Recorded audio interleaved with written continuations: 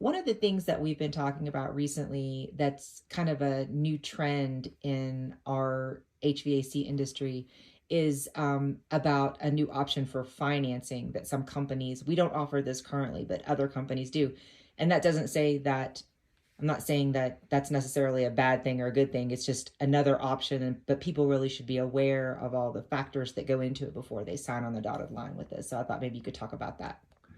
Yeah, we're seeing it from some national companies that have local affiliates, and some other people in the market are offering this, and it looks a little bit like a 10-year lease, but it's hey Walter coming up. Uh, it's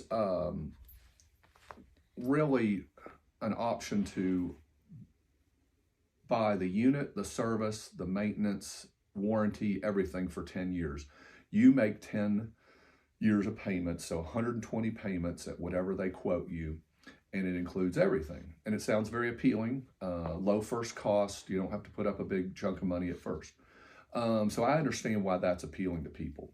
But Because let's talk about that for a second. So the good side is that you pay a monthly fee, and then in that monthly fee is everything associated with your HVAC unit. So if it breaks down, if something happens, it needs fixed, if it needs replaced, those are all things that they would do in that under that period. Correct, absolutely. They're going to show up, once or twice a year and do maintenance and everything. Maintenance agreement included in this. You're not paying extra for a maintenance agreement. Yeah, I don't know whether it includes the filters or not, but certainly all the maintenance and whatnot. So that's appealing, $12,000-$15,000 system, and you're only going to pay $250 a month.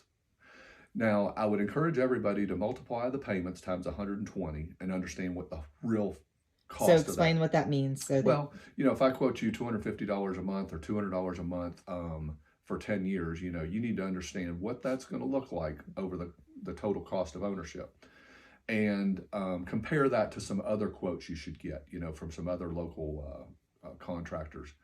And then, know what premium you're paying. But the interesting thing is, when you sign these deals, there's a lot of fine print associated with them. And I've had the fortune of looking at that and understanding it completely. At the end of 10 years, in most cases, you do not completely own the system, which is interesting. What are you supposed to do at the end of 10 years? You still owe $1,000, $1,500, whatever. Okay, do you pay that $1,000, or the contractors really want you to replace the system and keep paying $250 a month for another 10 years and keep the process going? But it's a very expensive way to buy things if you look at the total cost of ownership. Okay, well, I have a question about that too. So, what happens if somebody sells their house in the time, you're 5 years into a 10-year process, and then all of a sudden you're like, well, this we have to move, or this house doesn't work for us anymore. What happens to your system and your payment then? Yeah, that's another great point. You have to think about what's going to happen in the future. If you know you're going to be planning on selling your house in the near or semi-near future, this could really be a problem when it comes to sell your house, because you're going to have to negotiate what happens with the future buyer. Do they continue to make the payments, which is an option?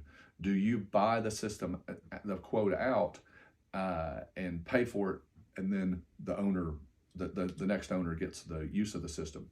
All things to figure out, but it's very expensive. It's not going to be cheap to buy that system out. How are you going to pay for that? Say the buyout at the time you need to sell your house is $8,000.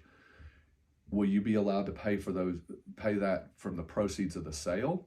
That might work for you. If for some reason there's a 30-day gap, do you have $8,000 to put on your credit card till you get the money from selling your house? How's that going to work? You need to think about those things in advance. And then the other thing that, we were talking about earlier was that it's almost like leasing a car, because at the end of the lease period, there's still a buyout that you have to pay. So even if you did do the math and you said 10 years times, 12 months and all that, you might still have a buyout at the end of that period that is applied to the next unit that you buy. Exactly. Yeah. In my research, they really want to encourage you to just renew the plan, replace the system, and start all over again. And then your $200 a month payment in 10 years is probably going to be $275. Again, when you multiply those payments times 120, what's your real cost of owning that system? Again, it might be the right decision for you and Right. your Some family people might at need to that do time. that. Yeah, that's like if you need to have something at a low or a relatively low monthly rate and you don't like the idea of having to deal with anything You can buy associated with maintenance and like that might be a good option for you. Yep, you can buy your heating and air conditioning just like you can your streaming services or your cable, and the peace of mind, labor and materials are included, and maintenance that is a very appealing. I would encourage people to talk to their contractor, whether it be Darnold and Lyons or someone else, and look at the options they might have. A lot of people can give you extended warranty. They'll give you